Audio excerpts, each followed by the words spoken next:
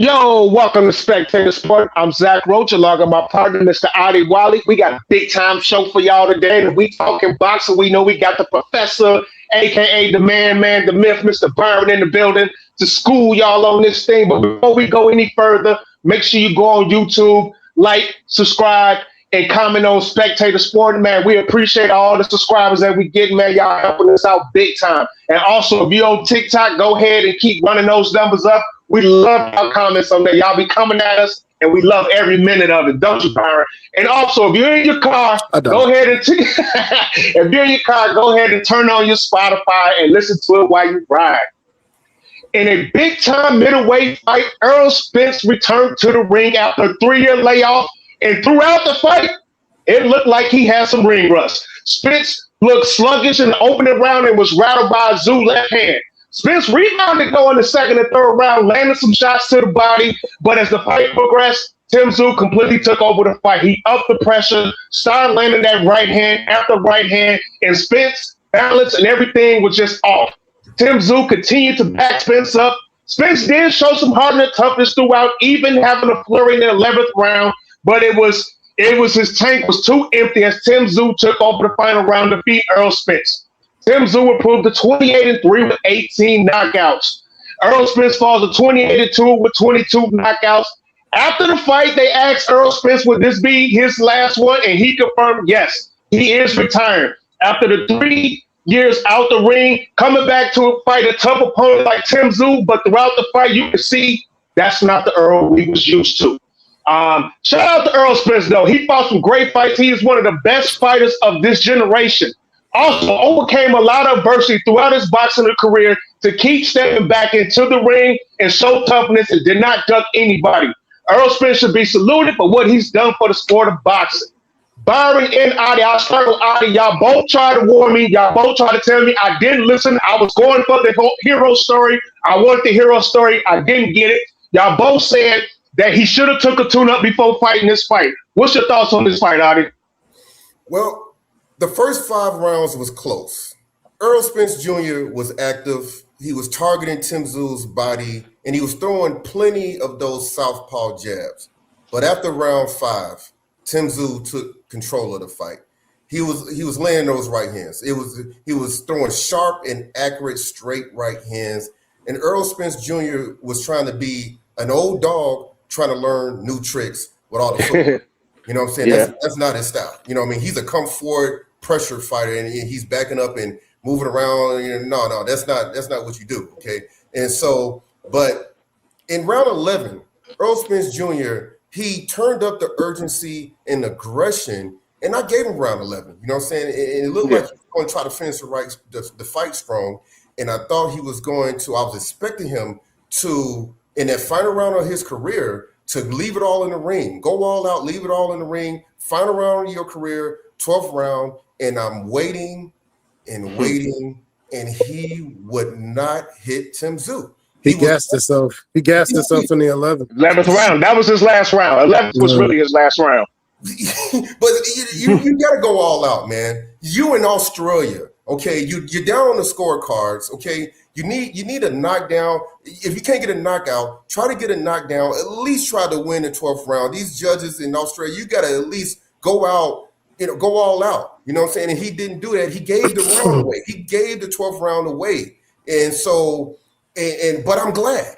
I'm glad he did that because I didn't want him to win because he had one foot out the door. He was just trying to retire. He was talking on his retirement talk, and that's why I didn't pick him because when somebody talking about retirement before they fight, I'm not picking you. I just think you're done. You're just trying to get the check.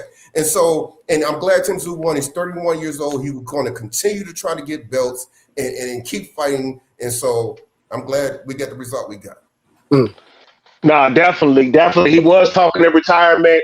But I think, Adi, to your point, the 12th round, I think he was just tired, man. 3 years out of the ring. I mean, the rush showed all over the fight. It showed a lot. Byron, do you agree with that? Well, it's a lot of places that the stands and the casuals are taking this fight. The first and foremost, you should say that salute to Errol Spence, because who in boxing outside of Devin Haney is even going to take on a challenge as gargantuous as this was. 36 years old, 3-year layoff.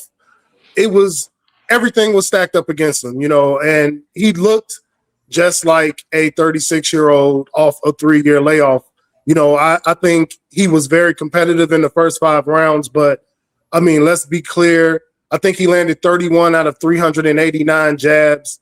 The jab has been the foundation to Errol Spence Jr.'s offense for his entire career.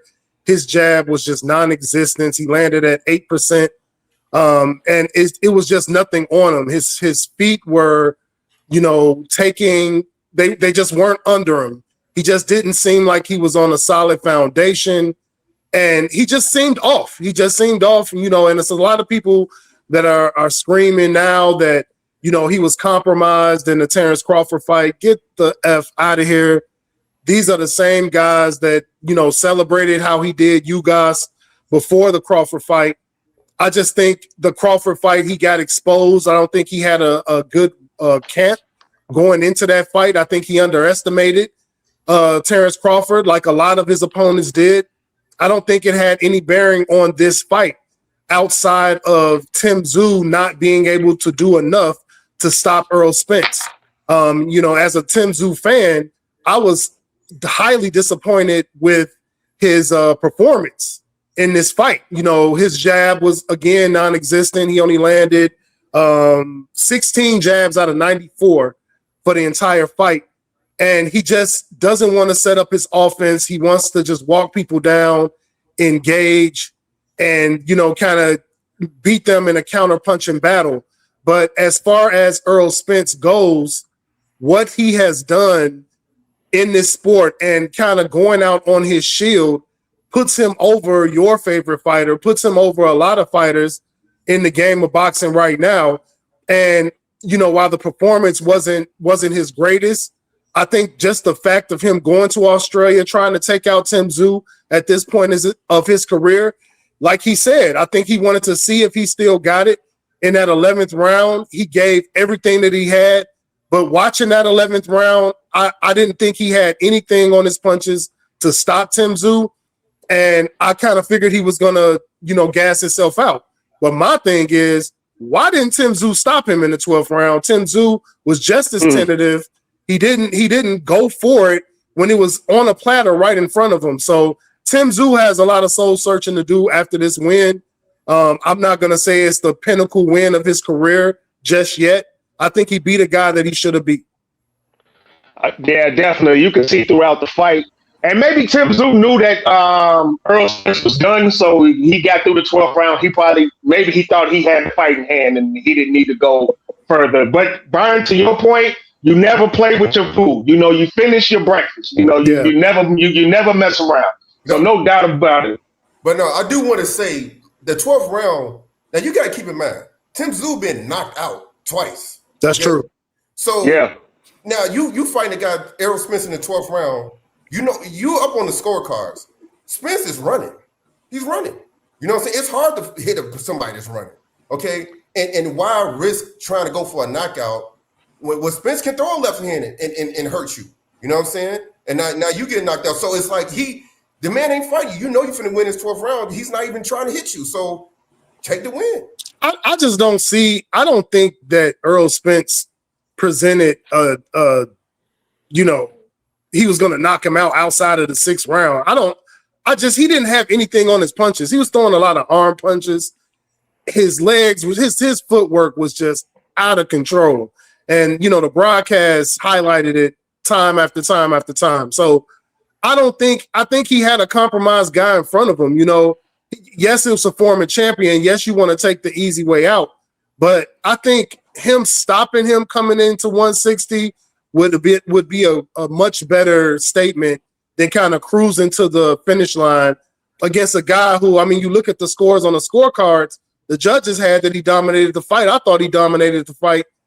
And I'm just saying, I would have liked to see him finish him, but at the same time, Tim Tszyu did so much, so little as far as his offense. I just did not see his offense kind of turn into something that could be substantial and make him a presence at 154, or make him a presence at 160. Tim Tszyu is a great counterpuncher, but the fact of the matter is he has to walk through hell, fire, and brimstone to get his shots off, and you gotta have a jab, and a jab would just make his life so much easier if he would just institute it in his offense. Nah, definitely. But once again, shout out to Errol Spence. Obviously, he said this is it. He got money saved up. His family's with him, so this is obviously his last fight. But let's talk about what's next for Tim Tszyu. You kind of started leading into it. He did win this fight. Whatever we say, he dominated the fight for the most part. Now they in the middleweight division. What do you see next for Tim Tszyu, Byron? Well, to be brutally honest, I'm scared of the top two of this division. Now, I think Tim Tszyu would be very, very intelligent to target Lara, at 43 years old. But again, even Lara at this, I don't know, his swan song of his career, still on his Bernard Hopkins shit. I think he would present challenges for a guy for the Tim Tszyu that just fought Spence. I really do believe that. Now, Carlos Adames is a guy that I don't think he should go barking up that tree just now.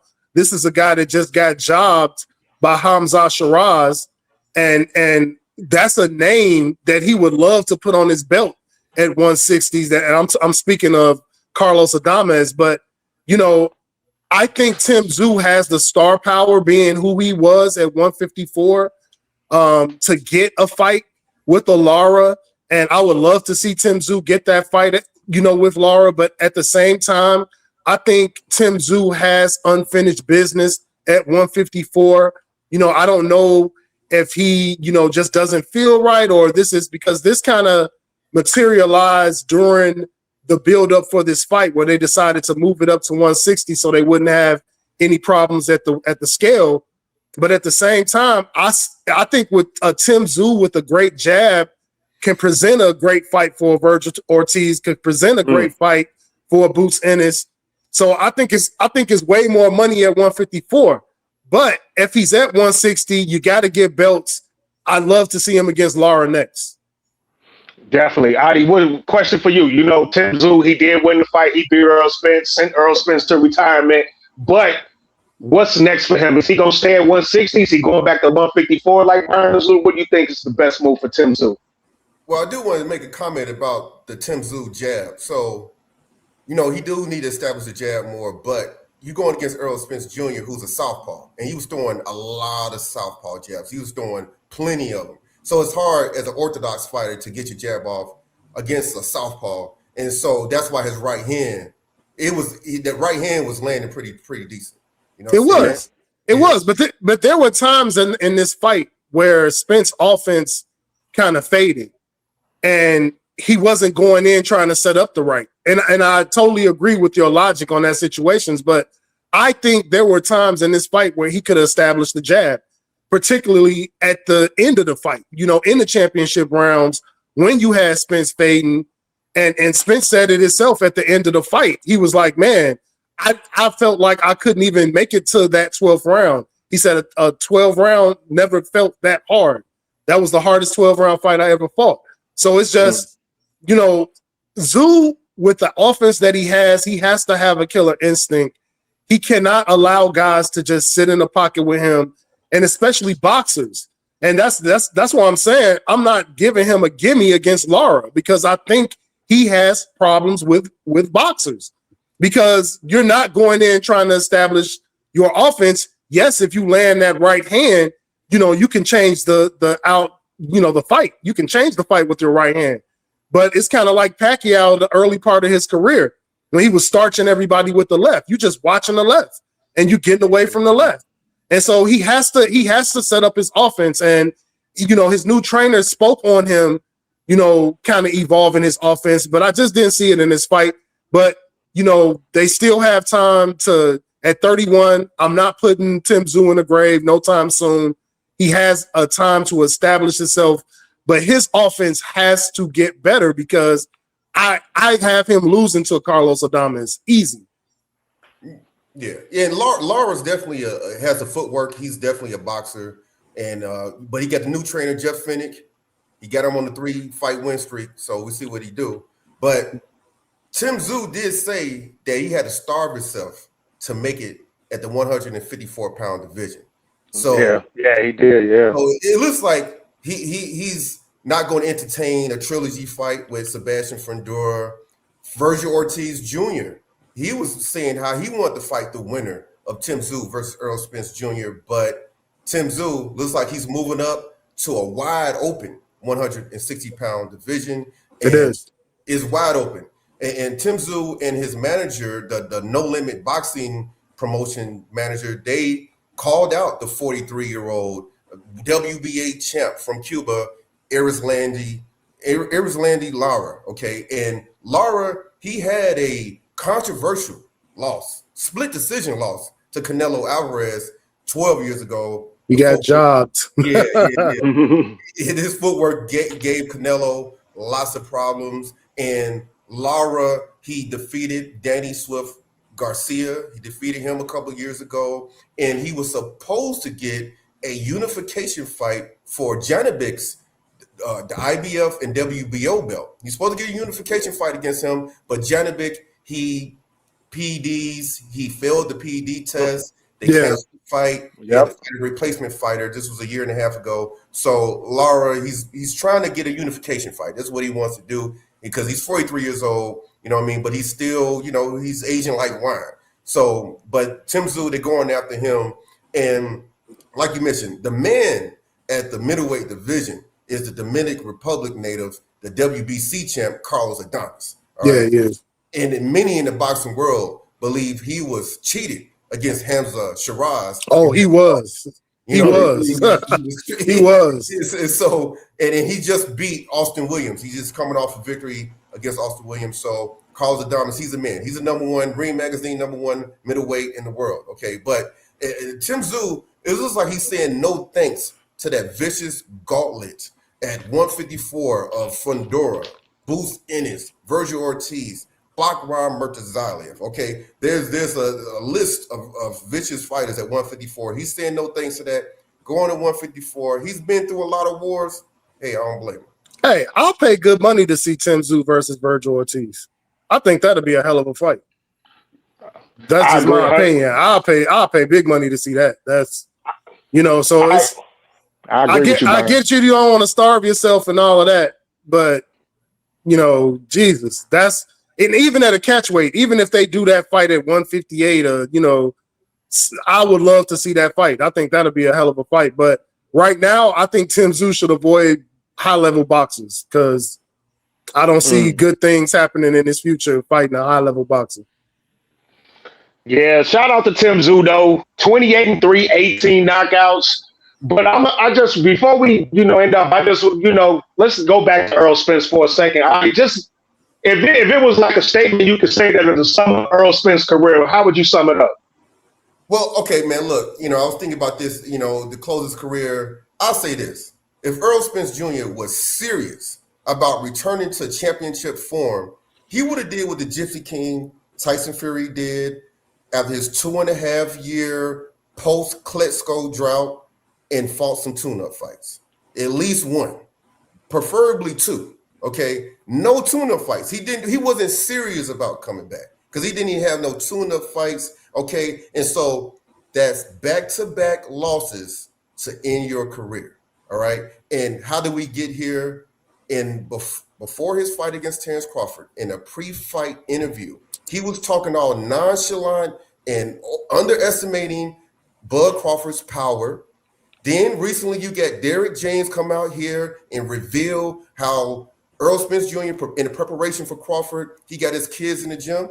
Now look, Terrence Crawford, where is he at? Colorado Springs in the mountains, leaving his family behind in Nebraska so he can prepare for the fight of his life. He's in high altitude, away from the family, okay, for a couple of months, all right? And so Derek James, his family, Errol Spence Jr., his family's in the gym while he's working out. And then Errol Spence Jr. apparently had an injury before the fight, and Derek James told him, hey, look, man, maybe we should postpone the fight. He's like, no, he refused to postpone the fight. Errol Spence Jr.'s father, he's stopping sparring. Like, oh no, we're not gonna spar. You know, Derrick James like, hey, I want to spar. He's like, no sparring.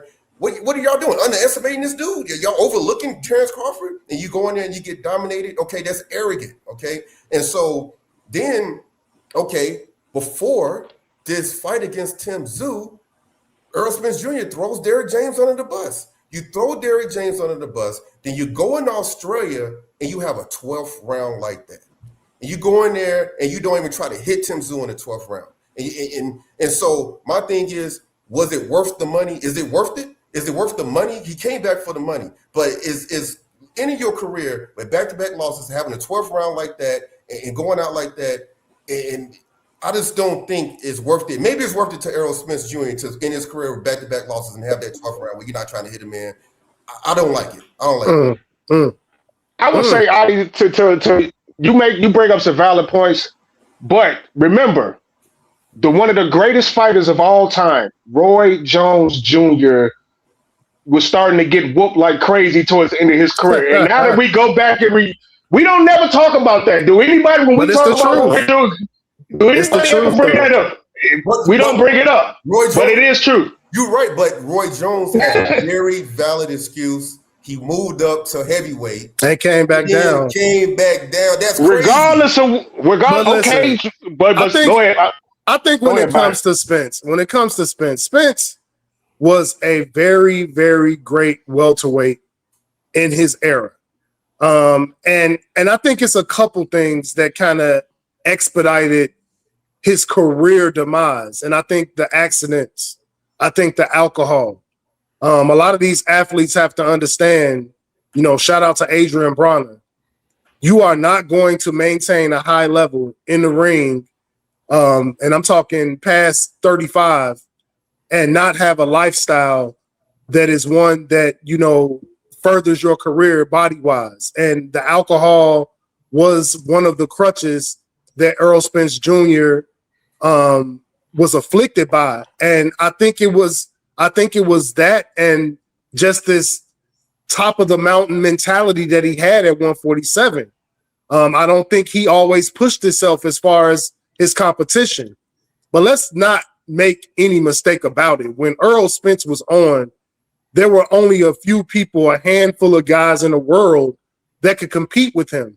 And I think that should definitely ring true today, especially when you look at the Boots Ennis of the world, who you have to wait 40 fights for this guy to fight a fight on a level that Errol Spence just did. A lot of them guys are talking a little bit too much shit today because there's no way in hell that your favorite fighter is going to a guy's backyard. Your favorite fighter is right now trying to position himself to fight the weakest champion at 154, Josh Kelly, instead of, putting Fundora in a corner and forcing a fight with the best guy at 154. So Errol Spence Jr., these two fights, I think we just live in this age where, people don't appreciate boxing as it is. And I think these guys are gladiators. And sometimes, you have a Mayweather. Sometimes you have that fighter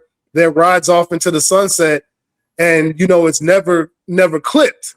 But this is how it normally ends. Father Time wins and you lose, but you lose in a fight that you're pushing yourself to win. And I totally disagree with Adi, how he looks at that 12th round. I think he totally gassed himself out. Ronnie got in his ass in the corner and challenged him to have the 11th round. And I just don't think that he had enough to get out of that 12th. And that's why my shade will go to Tim Tszyu, because I feel like you robbed him of his moment. I feel like you should have put him down in this moment. Like you won that 11th, but the youth wins. I'm gonna put you down in this instead of letting him coast and look, the way that he looked in the 12th round. But I will remember Errol Spence Jr. as a very high level welterweight that ran into the buzzsaw of our era, the GOAT of our era, and that's Terrence Bud Crawford. Well, no. Go ahead, Adi. I don't blame Errol Spence demise on Father Time.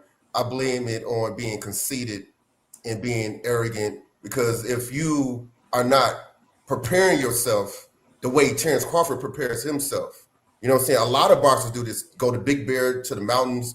A lot of these boxers go over there and just isolate themselves and prepare. And Errol Spence wasn't doing proper preparation because he just thought he was going to beat Bud Crawford. That's true. I feel like that's fair. He could have had a better career. Okay, he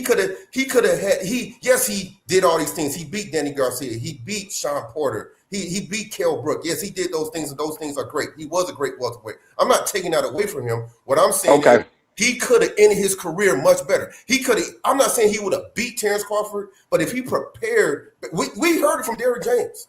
Okay, yeah. If he would have prepared better, he would have had a better fight against Terrence Crawford. Maybe he would have lost by unanimous decision like Bivol did against. But it'd been a lot more competitive. I get you. Yeah. Been a lot more competitive than maybe lost a unanimous decision, and you're not looking at it crazy. Like, okay, yeah, you lost to Terrence Crawford. Okay, cool. Maybe you bounce back and you beat a Boost Ennis or something, or beat whoever, you know what I'm saying, somebody else at 147, or somebody else maybe you move up and beat Tim Tszyu or these guys at the higher level, and you get some wins against some decent names. And you know what I'm saying? So I feel like his career could have ended better. Like Terrence Crawford beat Canelo. He was 38 years old when he beat Canelo. He was older than Canelo. Right. So I don't blame Father Time. I blame preparation. And I blame you have to be confident. You have to be very confident, but at the same time, you have to be humble. It's like you got to have a perfect balance of being humble. You can never overlook. I don't care who you fight. Look what happened to Anthony Joshua in the first round when he just fought old boy and he knocked him down in the first round. You don't know what the hell's going to happen. You have to not overlook nobody. That's true. What he did. And if he didn't do that, I think Errol Spence Jr. would have ended his career at a much better tone than he did. And when I say Father Time, I'm speaking 36 coming off a 3-year layoff. I mean, he's still 36 years old, and it's like, you know, you don't have a lot of Terrence Crawford. Terrence Crawford don't drink, smoke. He don't eat meat. Like same Terrence Crawford is a specimen when it comes to how he's you know, dictated his career. And I totally agree with you. But when I say Father Time is undefeated, I say Father Time, you know, there are some guys, Lara, Bernard Hopkins, there are some guys that go into their 40s and they turn into something else. But for most guys at 36, you coming off a 3-year layoff, you know, you expect the ring rust, you expect not to have the snap on your punches. And so I don't think he Jake Paul this fight. I think he really felt that he could be competitive in this fight, but he just didn't have it.